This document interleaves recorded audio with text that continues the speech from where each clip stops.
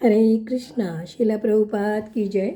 श्रीमद् भगवद गीता अध्याय 3 श्लोक संख्या 20। कर्मणि वही संसिद्धिम आस्थिता जनकादयः लोक संग्रह में वापि संपश्यन् कर्तुमर्हसि। जनक जैसे राजाओं ने केवल नियत कर्मों को करने से सिद्धि प्राप्त की, अतः सामान्य जनों को शिक्षित करने की दृष्टि से तुम्हें कर्म करना चाहिए।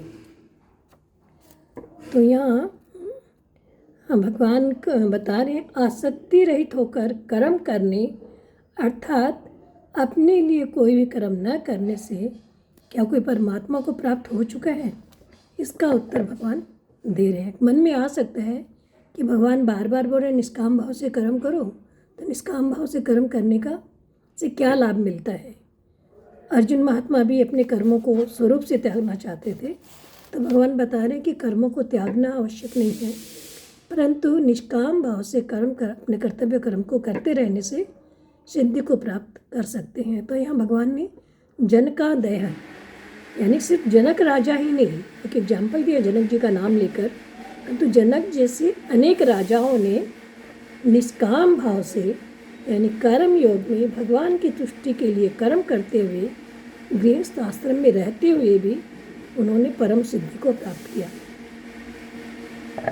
क्योंकि कर्म योग जो है, निष्काम भाव से कर्म करना, ये एक पुरातन योग है, एक कोई नया नहीं है, और इसके द्वारा अनेक राजाओं ने गृहस्थ आश्रम में रहकर भी परमात्मा को प्राप्त किया है। फिर भगवान यहाँ कर्मणा एव कह रहे हैं, क्योंकि अर्जुन का भाव कर्मों को स्वरूप से त्यागना था, अतः भगवान कर्म का प्रसंग चलने से उसे कह रहे कर्मणा एवं, कि कर्म करते हुए उन्होंने परम सिद्धि को प्राप्त किया है। तो अर्जुन, तुम भी अपने युद्ध रूपी कर्तव्य कर्म को करते हुए तुम सिद्धि को प्राप्त हो सकते हो। उसके बाद भगवान बता रहे लोक संग्रह में वापि संपश्यन् कर्तुमर्हसि। यहाँ लोक शब्द के 3 अर्थ होते हैं, एक मनुष्य लोक, आदि लोक, फिर उन लोगों में रहने वाले प्राणियों के लिए भी कहा जा सकता है, और शास्त्र आदि के लिए भी। तो यहाँ तात्पर्य, लोक संग्रह का तात्पर्य है लोक मर्यादा सुरक्षित रखने के लिए लोगों को असत से विमुख करके सत के सम्मुख लाना।